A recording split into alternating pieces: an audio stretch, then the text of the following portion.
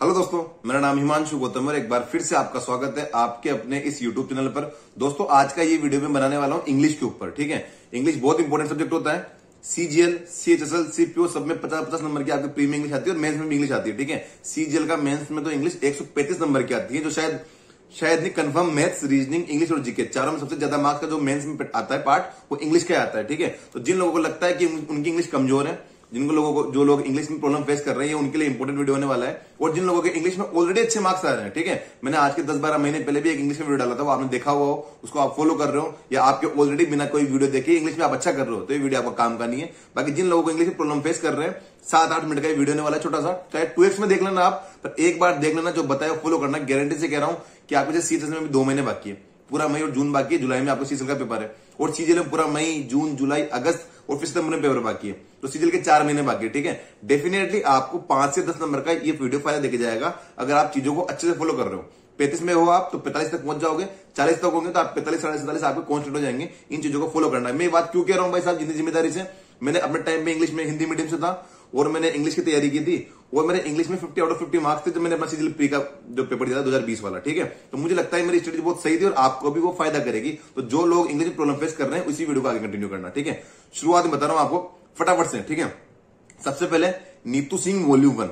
ठीक है, बहुत इंपॉर्टेंट बुक है और एक चीज बार बार आती है कि भैया कब तक पढ़े और कितना पढ़े। मैं कहता हूं टाइम बांध लो आप अपना, डेली का आधा घंटा आपको नीतू सिंह वॉल्यूम 1 वाली बुक को देना है। ठीक है, डेली का आधा घंटा। अब उसमें आप चाहे 4 रूल पढ़ पा रहे हो, चाहे 40 रूल पढ़ पा रहे हो आधे घंटे में, वो आपके ऊपर है कि आपकी स्पीड कितनी है। पर आप ये फिक्स कर लो, चाहे जैसे एक कोई भी डेट मान लो आप कि 10 सितंबर को आपका सीजीएल का प्री होने वाला है, मान लो आप। ठीक है, उसके तो आपको क्या करना है ना कि 8 सितंबर तक, 1 या 2 दिन पहले तक, जब तक आप पढ़ाई कर रहे हो, ठीक है, डेली का आधा घंटा, पूरा मई, पूरा जून, पूरा जुलाई, अगस्त, डेली का आधा घंटा नीतू सिंह वॉल्यूम 1 को आप देते रहो। चाहे आपने एक बार रिवीजन कर लो, चाहे 2 बार कर लो, 3 बार कर लो, 4 बार कर लो, ये फिक्स बांध लो इस चीज को कि मुझे मेरे एग्जाम तक डेली का आधा घंटा नीतू सिंह वॉल्यूम 1 को देना। जितने भी रूल्स है उन्हें बार बार पढ़ते रहो, 1 बार 2 बार। पता क्या होता है, जो हम हिंदी मीडियम वाले लोग होते हैं ना, हमें शुरू में चीज समझ में नहीं आती, पर आप 1 बार 2 बार 3 बार 4 बार चीजें पढ़ोगे ना, ऑटोमेटिक चीजें समझ में आने लग जाएगी आप लोगों को और याद होने लग जाएगी। जैसे वाली चीज आती है ना कि एडजेक्टिव वाली चीज आती है कि पहले साइज, एज, शेप, कलर, ये सारी पूरी लंबी सी लाइन होती है। ठीक है, तो इनमें पहले क्या आएगा, बाद में क्या आएगा, आप 10-12 बार पढ़ लोगे तो ऑटोमेटिक माइंड में सेट हो जाएगा।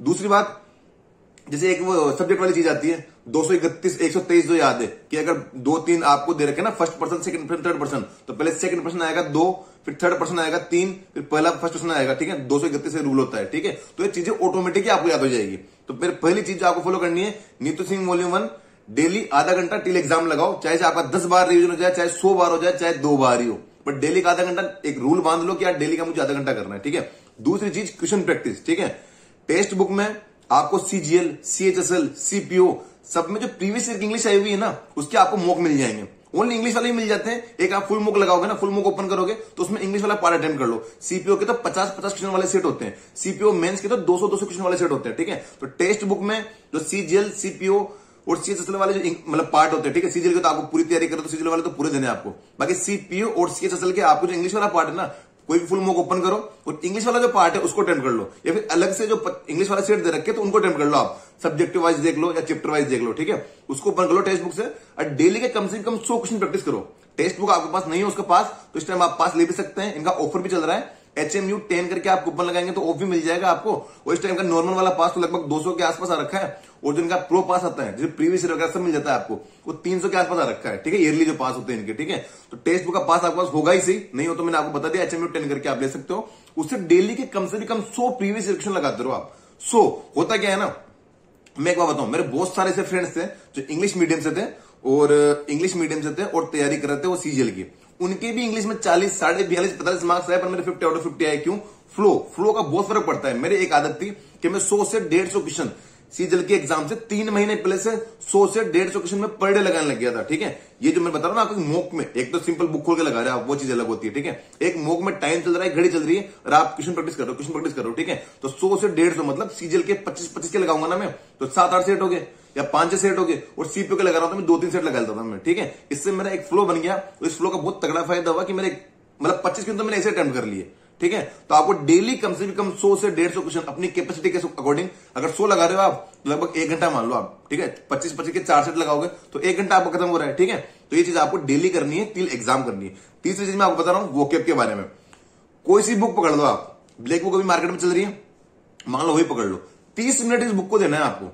30 मिनट आपको ब्लैक बुक को देना है तो देना ही है। अब चाहे आप 50 वोकैब पढ़ पा रहे हो, 100 वोकैब पढ़ पा रहे हो या 25 ही पढ़ पा रहे हो, वो आपके ऊपर है। पर 30 मिनट वाला रूल फॉलो तो करना कि आप डेली, ये शुरुआत में होगा कि शुरू में आप कम पढ़ पा रहे हो कि 30 मिनट में 30 ही पढ़ पा रहे हो, 50 ही पढ़ पा रहे हो, पर धीरे धीरे आप 30 मिनट में 100 तक भी पहुंच जाओगे। और डेली के 100 वोकैब के word, synonym, antonym, one word कुछ भी आप डेली रिवाइज करने लग जाओगे। 30 मिनट आप डेली के देते रहो टिल एग्जाम।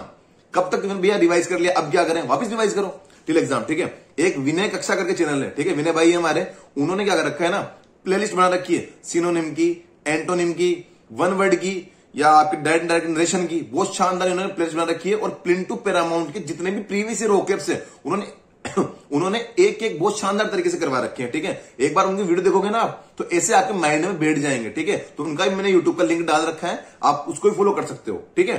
तो बहुत शानदार तरीके से उन्होंने सिनोनिम, एंटोनिम, मान लो आपके भी बुक में पढ़ने का मन नहीं है, आपको ऐसे बस वीडियो में एक बार देखना है, ठीक है। तो प्रिंट टू पैरामाउंट तो उन्होंने पूरी बुक ही उन्होंने वीडियो फॉर्म में करवा रखी है, उसको आप देखना, डेफिनेटली आपको चीज समझ में आएगी, फायदा ही मिलेगा आपको, ठीक है।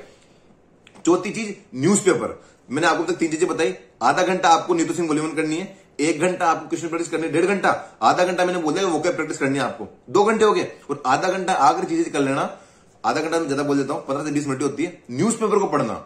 न्यूज़पेपर से फायदा किससे होगा आपका, समझो इस चीज को कि जो चीज आपने पढ़ रखी है, कोई भी न्यूज जो आपको हिंदी में पता है उसी को आप इंग्लिश में पढ़ लो, ठीक है। जो भी जानकारी आपको पता है कि राजस्थान में इलेक्शन हो गया, सेकंड फेज की वोटिंग होगी, 26 लोगों को वोटिंग थे, इतने वोट पड़े, सब आपको हिंदी में पता है, आपने एक दिन पहले पढ़ लिया, मीडिया में आपको पता है, उसी को अगले दिन जो इंग्लिश वाला न्यूज़पेपर में आया ना उसी को रिवाइज कर लो आप।